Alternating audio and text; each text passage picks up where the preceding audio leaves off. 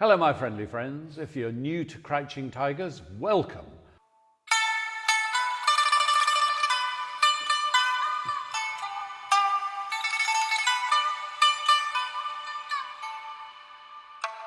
Today what we're going to do is we're going to take a look at a recent commercial from UK supermarket ASDA.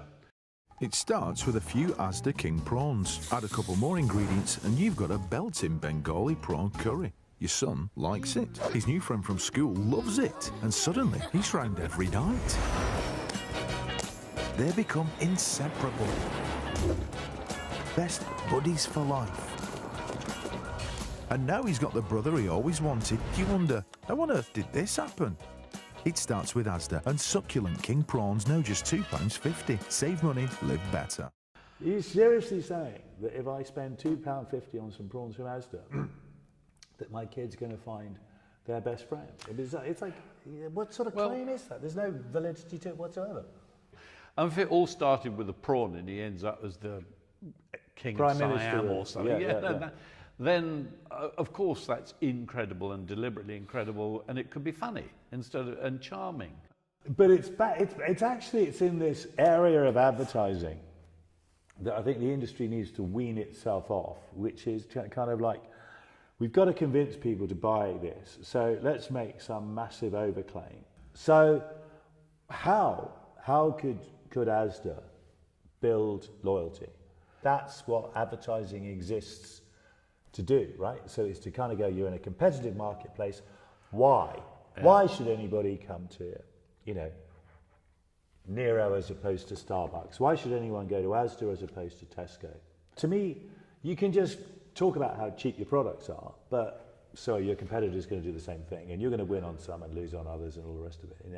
And it's a sort of it's a race to the bottom. I think there are two very rich areas that ASDA could explore, and probably a lot more as well, but two that they could start off exploring. One is women. So this is about, we're behind the notion of women. We want to support women. So that could be, gender pay issues within the workplace. It could be creches. It could be childcare. It could be anything that is relevant to women, but about empowering women. Or it could be something I think that is really bubbling under in that, which is financial worry. I mean, every so often you read statistics about, maybe 30% of people in this country are 3 weeks away from being, on adult. I think only 50% of people in their 20s can afford to have any savings, yeah? So you can create savings and lendings communities, because actually a savings program is the best way of combating really drastic poverty, because it empowers people. If people learn how to save and can save, then they're safeguarded against the onslaughts that life hits you with, where they then get knocked underneath, because then they're trapped under payday loan companies and loan sharks, and then they're really in trouble. So there's stuff that can be done. I think there's something more you could do, which is actually about destigmatizing poverty and getting really hands-on and celebrating the art of kind of survival. So ASDA as a brand has always been about money. Do you remember it was the pat, and it's always been about making savings. So it's a pretty natural little segue through into becoming a savings centre for people, and to help those who are living really pretty close to the borderline. And then to bring in, what is great about the advertising industry, which is this ability to, the creative talent within the advertising industry to make difficult, boring, thorny, complex subjects interesting. So if you can do it with all the boring products that advertising has somehow made interesting over the years, we can do that with these social issues. We can do that with an issue like poverty and go, okay, how do you actually show the heroism in that, show the dignity in that, the sheer everyday heroism in that. And that's what ASDA, one of the big supermarkets, could do. You know, we need to help these people. We need to give them stuff. We need to, but give them dignity as well. Food waste is one of the big issues of our time at the moment. Estimates are that the average household in Britain throws away 1,500 quid's worth of food a year. It's actually what that food could be doing, where it could be going. Yeah. And supermarkets chuck out huge quantities of this. So just listening to you talk there, I mean, if ASDA's at the heart of the community, if you go into a lot of supermarkets, they have a cafe. I mean, wouldn't it be fantastic actually if this cafe, or they created an area in which the food was for free? But I take your point, the whole thing about taking the stigma out of food banks so that you shouldn't feel ashamed.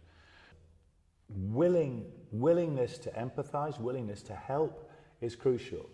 Now, how could ASDA manifest that? In a range of different things. So, I mean, there's the famous Pret example, which was wonderful, you know, saying we're only about fresh food, so at the end of the day, there's going to be a bunch of stuff that we can't sell, so we'll give it to the homeless. Yeah.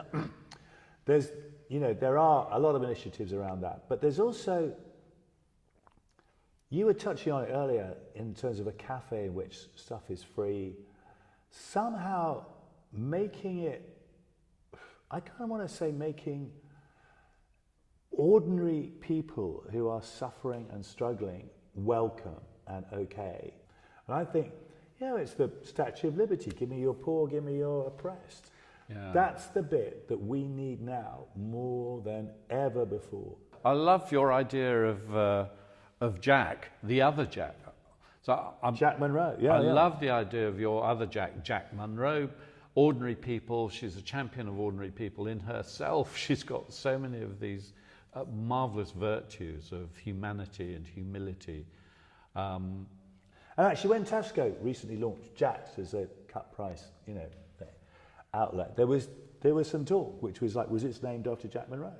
And it wasn't, in fact. It was named after Jack Kellogg or whatever, Tesco, which is typical of a kind of thinking of an ad agency would come up with, or probably some branding agency, where they'd rather name something after some successful white man from 60 years ago or a century ago, rather than celebrating someone who's on the front line right now trying to change the world for the better. Absolutely. If you were going to use traditional advertising, what a fantastic platform she would provide. She would, but also it's like you don't just want to do ads. You've got to get out there and say, okay, what are we really going to do here? And something needs to change. And we need enlightened capitalism that's built from the bottom up around communities. And there's no reason why brands should not. In fact, I think they absolutely should get involved in this. Okay. It's about real people, and it's about masses of real people, and it's about communities, and so get involved in that. You know, as we said, could get involved in savings. We could get involved in, you know, a different way of branding food banks that takes takes the stigma out of that. They could get involved. They could get to be activists. Thank you very much for watching this all the way through to the end. Those are our thoughts about ASDA. Whatever your thoughts are, please leave them in the box below and we'll try and get back to you on them. And subscribe. Keep watching. Thank you.